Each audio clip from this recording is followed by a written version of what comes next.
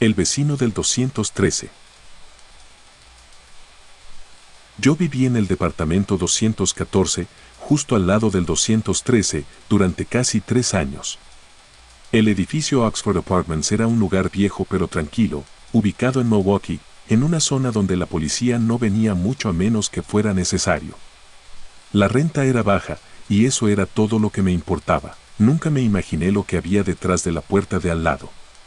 Nadie lo imaginó, pero algo me decía que ahí adentro pasaba algo enfermo. Algo que no era normal. Mi nombre es Craig, tenía 31 años en 1991 y trabajaba en turnos rotativos en una fábrica de embalaje. En ese tiempo, mi rutina era sencilla: trabajar, dormir, cenar algo rápido y tratar de no meterme en problemas. No hablaba mucho con los vecinos, pero reconocía sus rostros. El tipo del 213 era distinto. Al principio, pensé que solo era tímido. Se llamaba Jeff, rubio, pálido, con voz suave y una forma rara de mirar a la gente, como si nunca supiera si tenía que sonreír o no. Nos cruzamos varias veces en el pasillo. Siempre me saludaba con un hola bajo, sin levantar la vista. Vestía normal. Casi siempre camiseta gris y jeans. Nunca parecía alterado ni nervioso. Si no sabías nada, jamás te imaginarías lo que escondía, pero había cosas que no cuadraban. Lo primero que noté fue el olor. Era un hedor amargo, entre carne podrida y algo químico.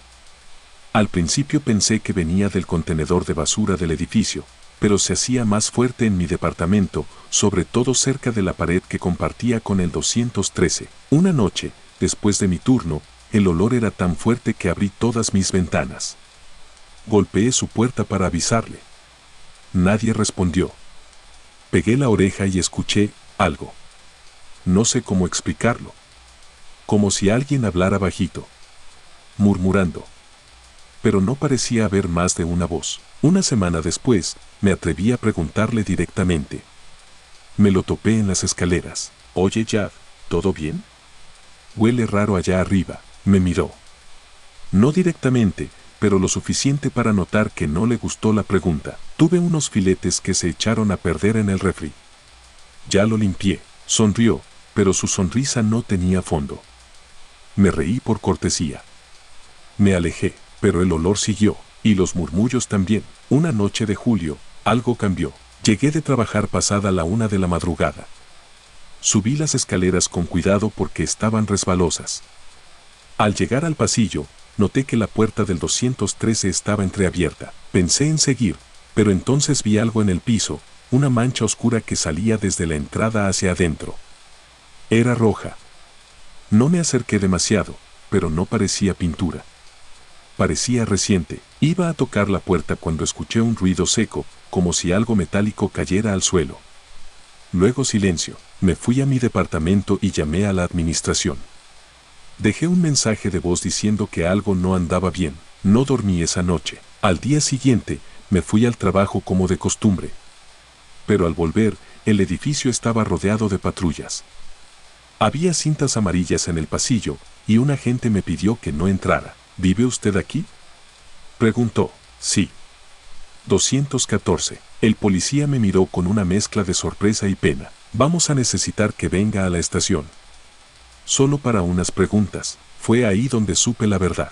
Jeffrey Dahmer fue arrestado esa madrugada, luego de que una de sus víctimas escapara del departamento. El joven, en ropa interior, corrió hasta una patrulla y les rogó que lo ayudaran. Dijo que un hombre lo había esposado y que había algo muy extraño en su casa. Cuando la policía entró al 213, descubrieron una pesadilla. Había cabezas humanas en el refrigerador, corazones en bolsas, calaveras decoradas y fotografías Polaroid de cuerpos desmembrados, acomodados como si fueran parte de un ritual.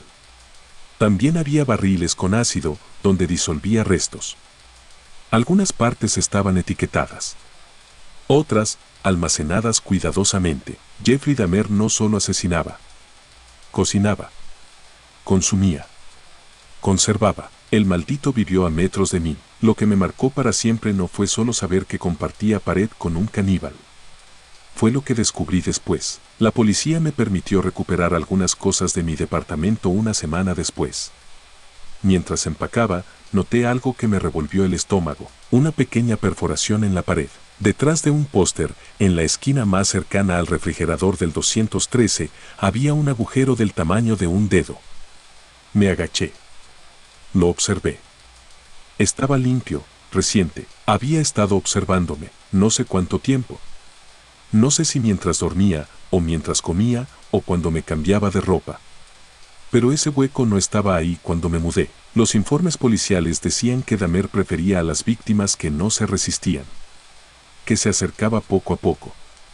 Que estudiaba. Yo fui su vecino por casi 3 años. Nunca me invitó a pasar, pero una vez me ofreció una cerveza en el pasillo. Le dije que no y cada vez que pienso en esa noche, una parte de mí se pregunta si fue una prueba, una forma de tantear si me iba a dejar entrar, o si me iba a dejar atrapar. Hay algo más. Algo que nunca conté en los informes. Un par de semanas antes de que lo arrestaran, una noche cualquiera, escuché ruidos raros por la pared. Golpes suaves. Como si arrastrara muebles. Luego, una voz masculina empezó a hablar, muy bajito. No entendía las palabras. Pero parecía tener ritmo. Como si recitara algo. Grabé el audio con mi casetera. No por miedo, sino por curiosidad. Lo olvidé por días. Después de su arresto, volví a escucharlo. Al principio, solo murmuros. Pero después se oye claramente el nombre de uno de los chicos desaparecidos, repetido varias veces. Lo estaba diciendo en la pared. Como si lo llamara. Como si intentara mantenerlo vivo, de algún modo. Los medios hicieron una fiesta con el caso. Yo evité dar entrevistas. Me cambié de ciudad, de trabajo, de vida. Pero hay noches en las que todavía escucho ese olor. Sí, lo escucho. Porque fue tan fuerte, tan persistente, que mi mente lo asocia al sonido. Como si el olor me hablara, me recordara que estuvo ahí. Y hay algo más. Todavía tengo esa cinta. La escondí en una caja con cosas viejas. Nadie la ha escuchado, excepto yo. Y en el último segundo del audio, cuando ya no hay murmullos, cuando todo parece haberse acabado, se escucha un clic, como si alguien pegara el oído al otro lado del agujero. Y justo después, una respiración muy lenta, casi imperceptible, que no es mía. Desde entonces, nunca más volví a vivir en un departamento con paredes compartidas. La cueva de los que nunca salieron. Soy guía turístico en Escocia, especializado en sitios históricos con fama de estar malditos. He recorrido castillos, iglesias olvidadas y cementerios del siglo XVII. Pero nunca, en todos mis años, viví algo como lo que me ocurrió en la cueva de los Sonny Bean. Hay lugares que solo quieren que los dejen en paz. Y esa cueva te hace entenderlo de la forma más cruda posible. En 2019, un grupo de estudiantes universitarios me contrató para una excursión nocturna privada. Eran 4 hombres y una chica. Querían recorrer Ballantrae y acampar cerca del mar. Me pagaron bien, así que acepté. Uno de ellos, un tal Jeremy, me pidió algo especial. Me dijo, queremos ver la cueva. La verdadera. La de Sonny Bean. Yo lo pensé. No era parte de mis rutas, y además, no está señalizada en ningún mapa oficial. La entrada está entre los acantilados, solo visible cuando la marea baja. Pero accedí. Me aseguré de que llevaran linternas, cuerdas, agua y que supieran lo que buscaban. Les conté la historia mientras caminábamos, un clan que vivió oculto por décadas en una cueva profunda, con múltiples cámaras internas.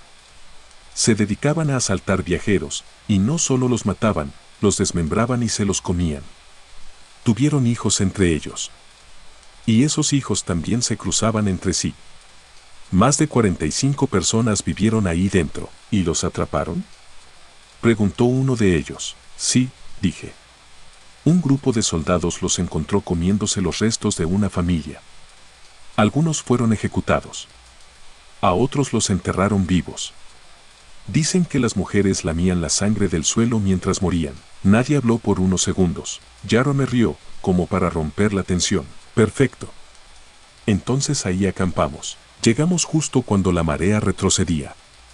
La cueva se abría como una boca entre las rocas. Oscura. Irregular. Yo la había visto antes, una vez. Pero nunca había entrado más allá de los primeros 5 metros. La linterna iluminó paredes húmedas, moho, piedras sueltas. El olor era salado, mezclado con algo más, una humedad rancia que se pegaba a la ropa. El grupo comenzó a bromear. Entraron sin miedo. Montaron las tiendas a pocos metros de la entrada. Yo preferí quedarme en una esquina, más cerca de la salida. A las 2:30 de la mañana, ya nadie dormía. Comenzaron a retarse. Jaromir propuso que entráramos más profundo en la cueva. Él y 2 más se adelantaron.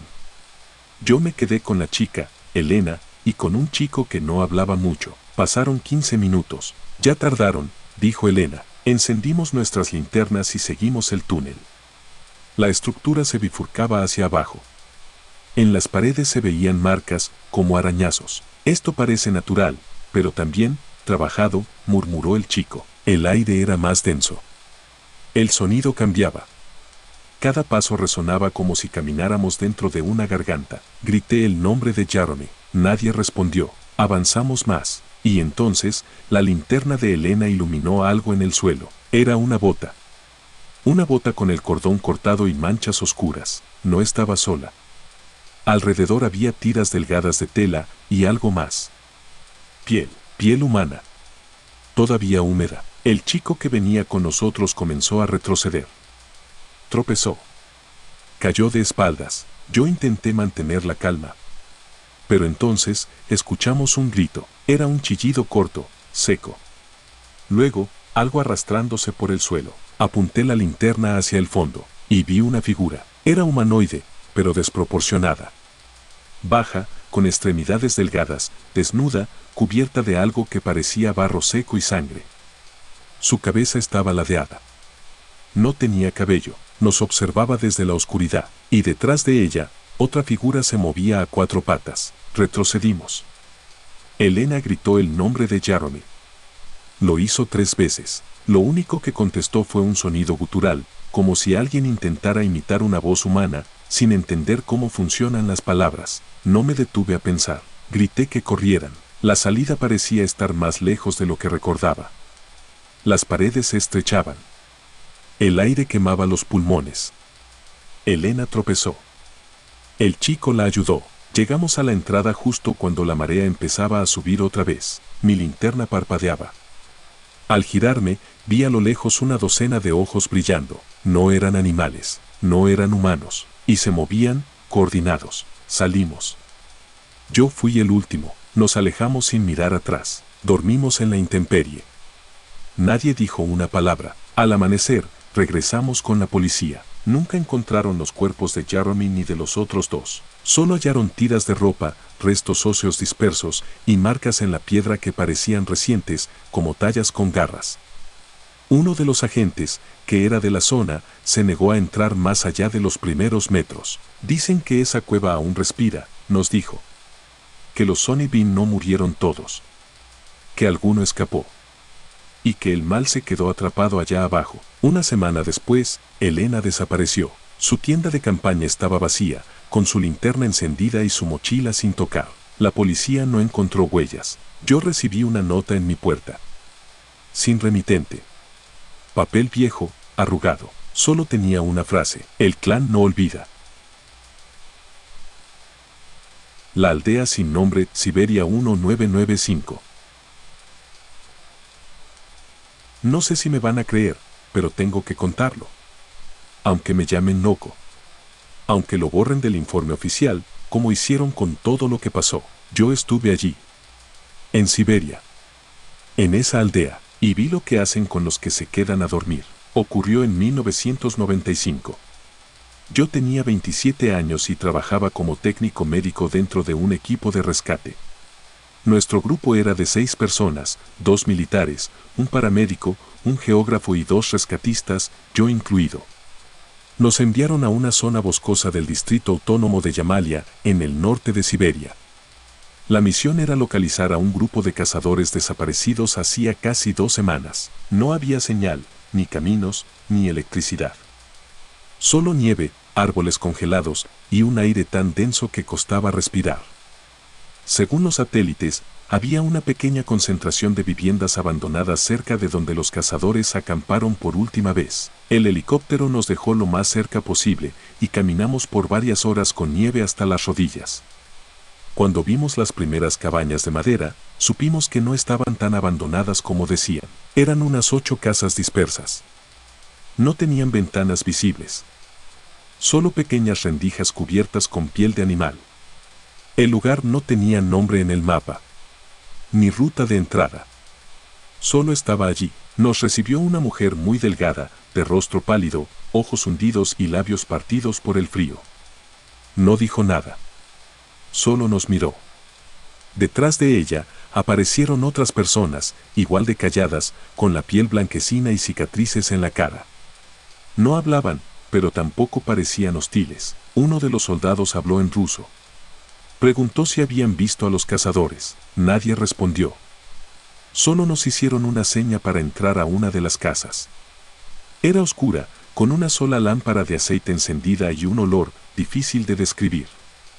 Como carne seca, pero más rancio. Casi metálico. Nos ofrecieron té en tazas negras, sin agua caliente. Uno del equipo, Vladislav, bebió. Yo fingí. ¿Cómo sobreviven aquí? Le pregunté al otro rescatista, Anatoly, en voz baja. No lo sé. Pero mira sus manos. Todas tienen cortes curados, como si se hicieran daño ellos mismos. Esa noche decidimos quedarnos.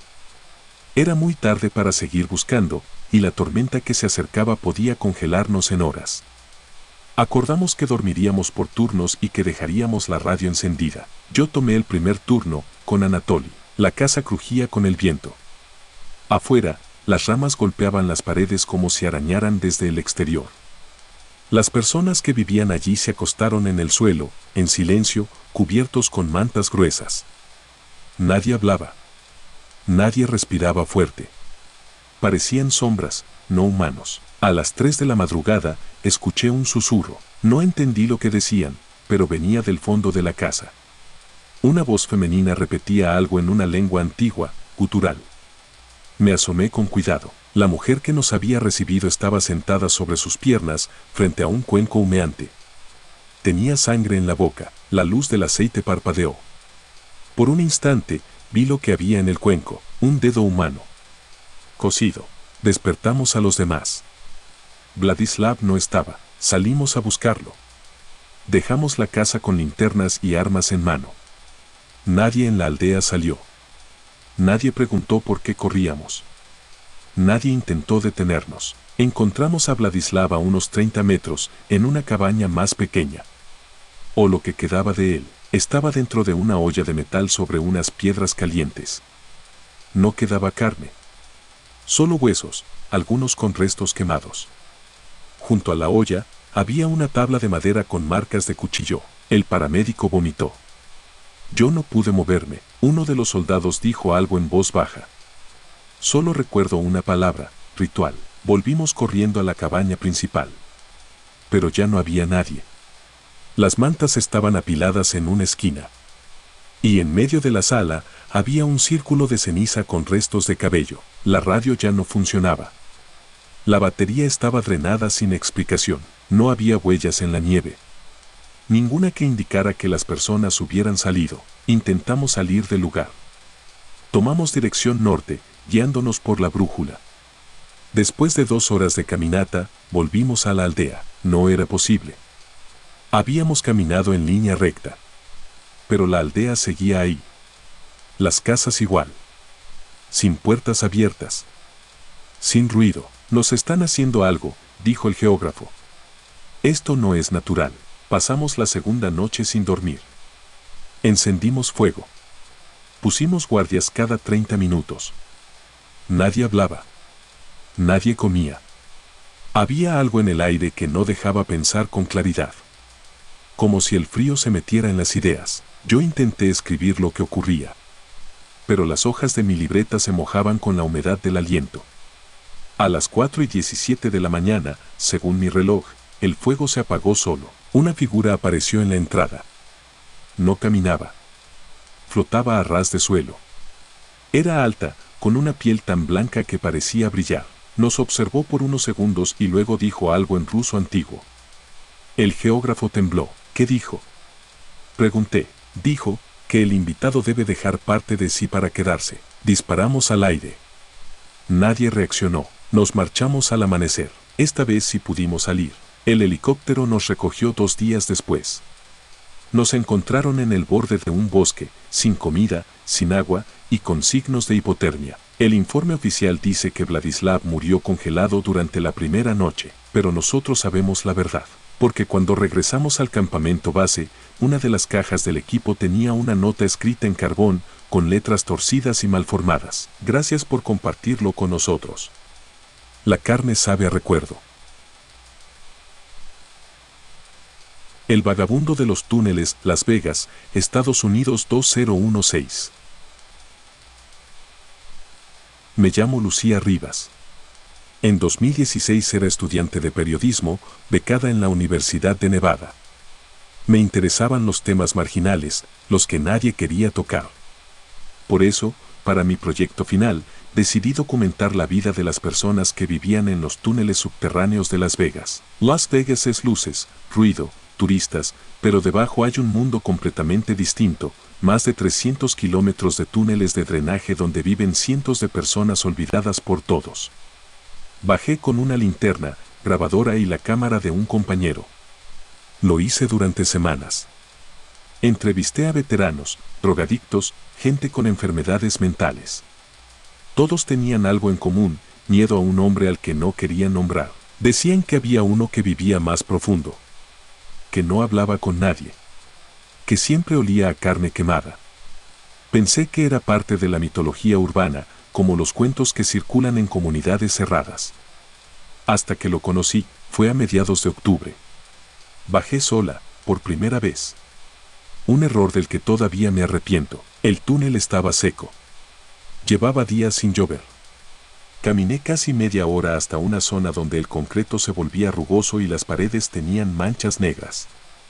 Había carritos de supermercado vacíos, bolsas rasgadas, latas oxidadas. Allí, una mujer que había entrevistado me dijo que él vivía al fondo.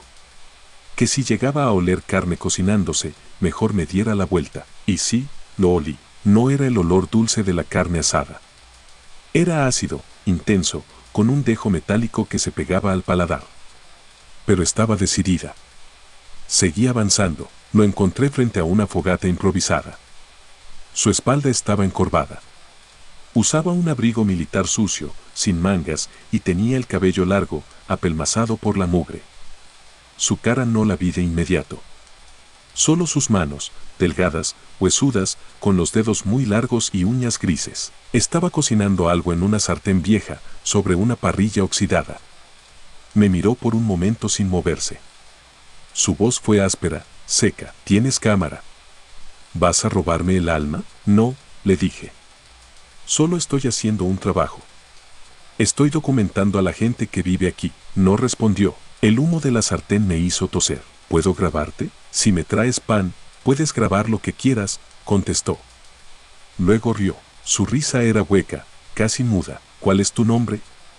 Pregunté. Nadie que siga vivo me llama por mi nombre, dijo. Y agregó, pero todos los que no regresan, sí me llaman. No entendí. Pensé que se refería a los muertos o a los desaparecidos como una metáfora de la soledad. Me equivoqué. Volví 2 días después, esta vez con pan y una linterna nueva. No le dije a nadie, él ya me esperaba. Estaba en el mismo lugar. Me miró y sonrió. Sus dientes eran irregulares, amarillos, y le faltaban varios. Me pidió que me sentara. Lo hice a 2 metros, por instinto. Le pregunté si podía grabarlo mientras cocinaba. Dijo que sí, pero que apagara la luz directa. La carne no debe ver la luz, dijo. Le pregunté qué cocinaba. Me respondió sin mirar la sartén. A veces res, a veces cerdo, a veces lo que se deja atrapar. Se giró. En su mano tenía algo que en un principio me pareció un pedazo de costilla. Pero el hueso era demasiado delgado, demasiado alargado. Intenté no mostrar reacción. ¿No tienes miedo de estar solo aquí? Aquí nadie está solo. Ellos caminan por los túneles. Solo hay que escucharlos. Dio un mordisco a la carne. masticó lentamente. Luego se acercó a una caja metálica. La abrió. Sacó un zapato viejo, cubierto de hollín. Tenía una etiqueta escrita con marcador, M. Dawson, Shelter 12. Ese nombre lo conocía. Era uno de los vagabundos reportados como desaparecidos desde hacía un mes. Me paralicé. Él notó mi expresión. Sonrió de nuevo. Él fue amable. No gritó. Pero el alma, esa tarda más en cocinarse. Me puse de pie lentamente. Gracias por tu tiempo, dije. ¿No quieres probar? Negué. ¿Seguro? Insistió, levantando algo de la sartén. Tiene gusto a carne vieja. A infancia, salí caminando sin responder, y escuché que se reía detrás de mí, despacio, como si quisiera que la risa me acompañara todo el trayecto. Subí, corrí hasta la estación de policía. Les conté todo. Di la ubicación exacta. Regresaron al lugar con linternas y cámaras. Yo fui con ellos. No había fuego. Ni sartén. Ni caja. Solo había un círculo de cenizas, una almohada podrida, y entre las latas oxidadas, un solo hueso, un fémur humano, parcialmente calcinado. Los oficiales me miraron sin decir nada. Me tomaron declaración, pero no lo incluyeron todo. Me dijeron que probablemente se trataba de restos viejos. Pedí volver a entrar. Ellos se negaron. Me dijeron que no había señales de actividad reciente. Mentían, porque yo dejé algo allí a propósito. Mi micrófono de solapa, pegado con cinta al costado del túnel. Regresé de madrugada a recogerlo. Me metí sin hacer ruido. Nadie estaba. El olor seguía en el aire. Recuperé el micrófono y esa noche revisé el audio. Grabó durante 3 horas. Lo que se escucha no lo olvidaré nunca. Una voz masculina, la de él, hablando solo. Hoy vino otra.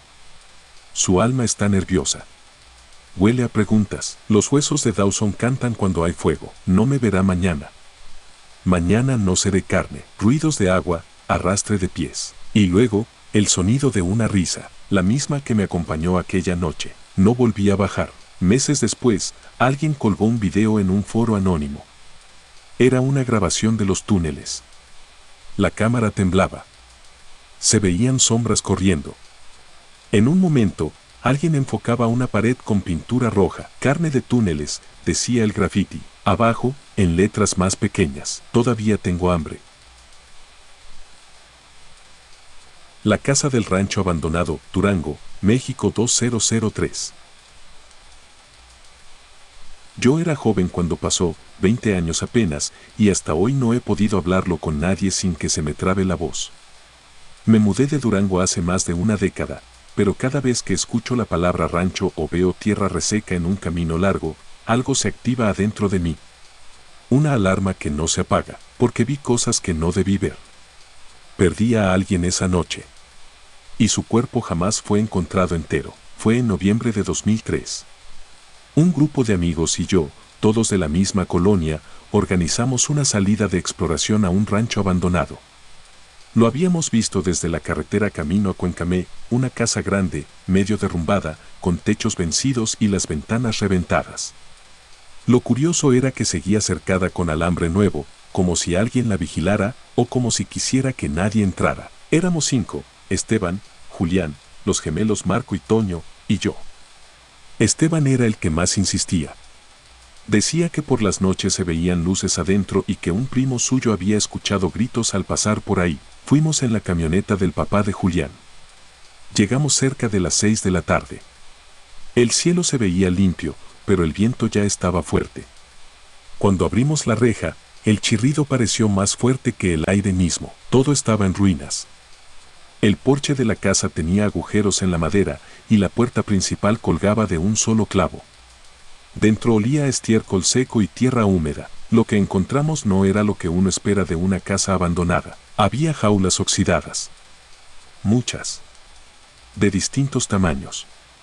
Algunas tenían huesos dentro, huesos delgados, rotos, blanquecinos. Parecían de perro. O eso me repetí para poder avanzar. La cocina tenía una mesa metálica que parecía más de hospital que de comedor. Estaba manchada, vieja, pero no oxidada. Como si alguien la hubiera usado no hacía mucho. Las paredes estaban rayadas, no con grafitis, no con pintura, Eran marcas de uñas, en trazos desesperados. Una tras otra, en distintas alturas. Algunas con sangre seca entre la pintura. Esto no es broma, murmuró Toño. Marco se rió nervioso. ¿Y si esto era de algún loco? Julián, por su parte, estaba fascinado. Grababa todo con una cámara vieja. Fue Esteban quien encontró la trampilla. Estaba en una habitación trasera, casi escondida por tablones. Era una compuerta cuadrada en el piso, con una argolla oxidada. Esteban, sin pensarlo mucho, la levantó. El olor que salió fue tan fuerte que tuvimos que cubrirnos la nariz. «Hay algo abajo», dijo. Sacó su linterna. Alumbró. Se veía una escalera de concreto que bajaba al vacío. «Ni de locos», dijo Marco. Pero Esteban ya había puesto un pie en el primer escalón. 5 minutos. «Solo voy a ver qué hay». «Esteban, no bajes», le dije. «¿No que muy valientes?». Nos retó, y desapareció en la oscuridad. Pasaron 5 minutos. Luego 10. Le grité.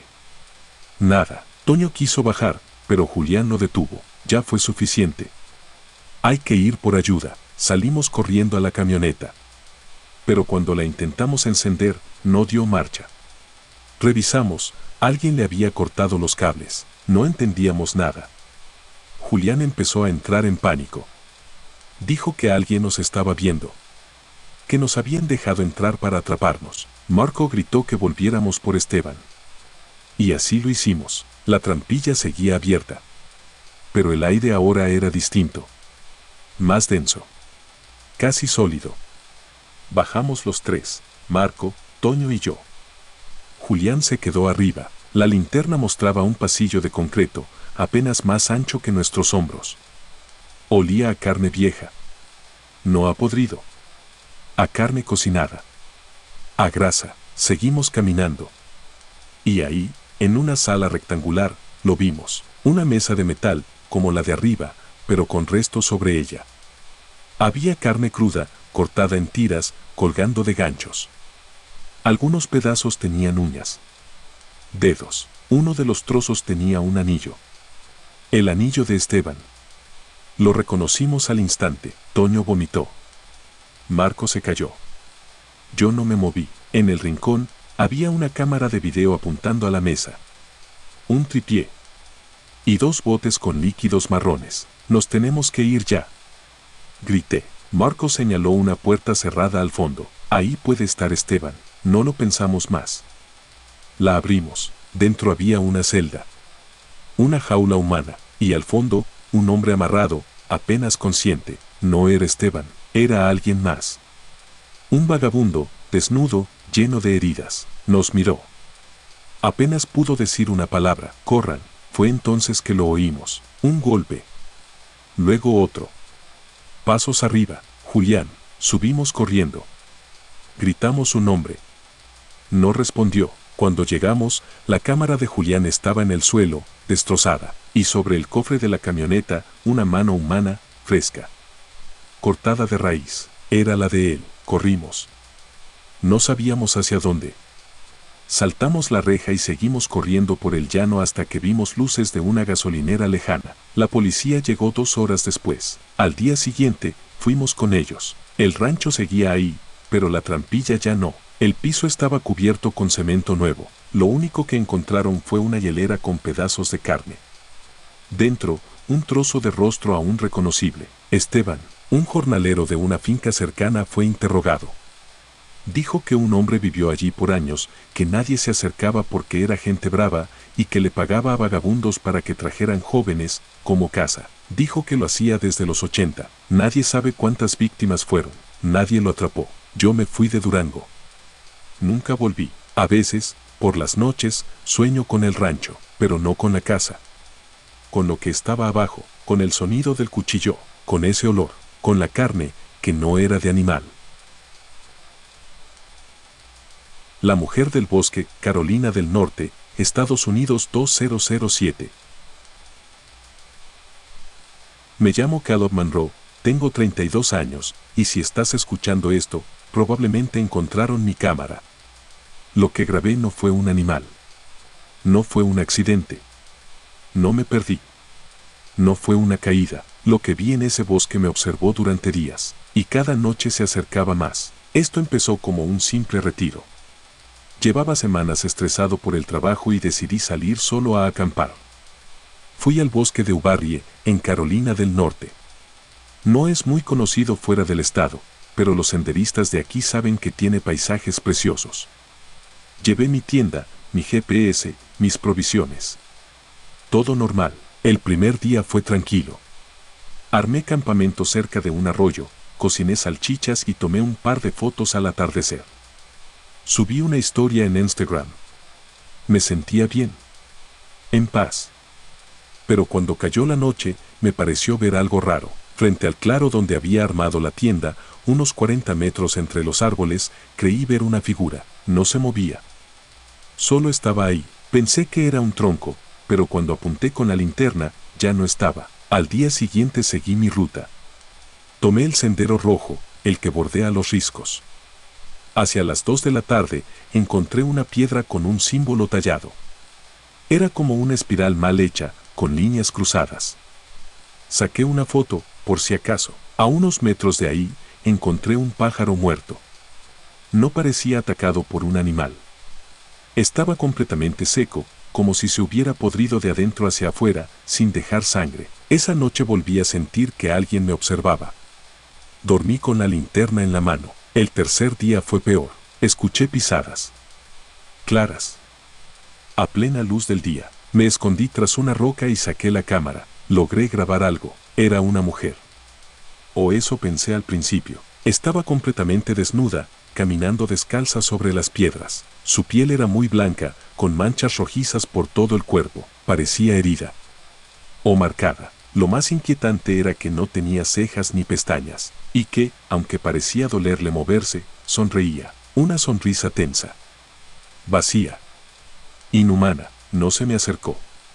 Solo pasó lentamente, como si buscara algo con el olfato. Esa noche me alejé varios kilómetros. No seguí la ruta. Me metí al bosque, armé campamento entre árboles densos, como si pudiera esconderme de algo. Pero no funcionó, porque la volví a ver. A unos metros de mi tienda, de pie entre las ramas, me miraba fijamente. No se movía. No hablaba. No tenía expresión, solo los ojos abiertos, inmensos, sin pestañear, y su cuerpo, lleno de cicatrices. Algunas parecían mordidas. O hechas por garras. Pensé en volver, pero me desorienté. Mi GPS dejó de dar señales a madrugada. No escuchaba ranas, ni grillos, ni pájaros. Solo viento. Y pasos. El cuarto día encontré restos de otro campamento. Una mochila rota. Una cantimplora oxidada. Y un diario. Las últimas páginas estaban rasgadas, pero una nota quedó escrita. Ella viene por las noches. No habla. No come. Solo observa. Y cuando sonríe, ya es tarde. Esa noche no dormí. Intenté quedarme despierto, cuchillo en mano. Grabé mensajes en video.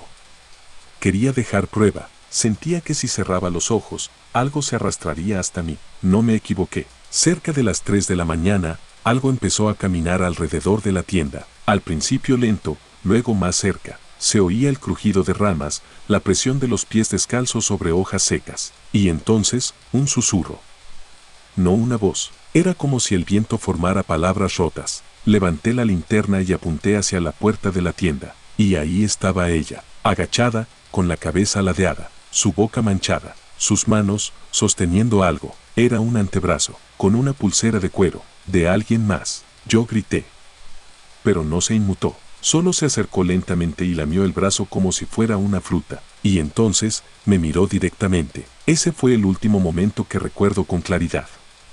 Después, todo es borroso. Cuando desperté, era de día. La tienda estaba rasgada, mi mochila vacía, mis cosas, regadas. La cámara seguía intacta. En la memoria encontré una foto que yo no recuerdo haber tomado. Era ella, a unos pasos de mi tienda, sosteniendo el brazo con la boca abierta, la mirada perdida, el cuerpo lleno de sangre. La imagen parecía salida de una película de horror, pero yo no edité eso. Yo no lo inventé. No sé cuánto tiempo me queda. Estoy subiendo esto desde una señal débil en una colina. Mis baterías se están agotando. La gente va a decir que fue un ataque animal, que me desorienté. que lo imaginé, pero yo sé lo que vi. Ella no es un animal, ni un espíritu, ni una alucinación. Es real. Y si alguna vez acampas en Carolina del Norte, no mires demasiado tiempo entre los árboles, porque si te devuelve la mirada, ya es tarde. Muchas gracias, te invito a suscribirte y darle like si quieres más historias.